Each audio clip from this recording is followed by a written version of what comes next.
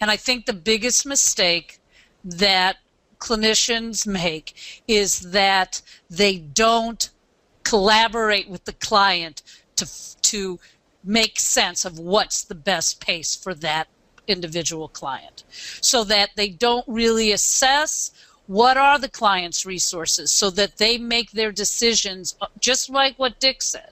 Those choices of pacing, of how fast, what interventions to use, should be based on the client's vulnerabilities and the client's resources. It shouldn't be based on solely my model or me as a therapist.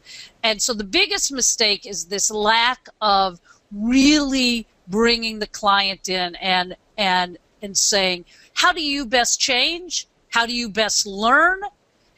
What's been what's been your experience in the past with other therapies? What's worked for you? What doesn't? How do I make my decisions about my intervention and my timing, again, based on the clients and our collaboration? What are my skills? Which would go into my next biggest mistake, is that, just like what Dick said, I think a lot of times therapists make their decisions based on their own experience and what's happening for them in the room. And so I think that many, many times therapists become afraid. They become, I don't know what I'm doing. They go, I have this model. I must follow this exact model, what I've learned. I've learned these techniques. I've learned these skills. This is what I have to do.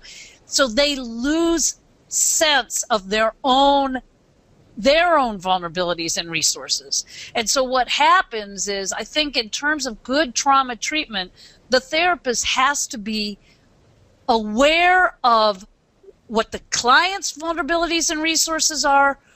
At the same time, what are my vulnerabilities and my resources, and what's happening between us?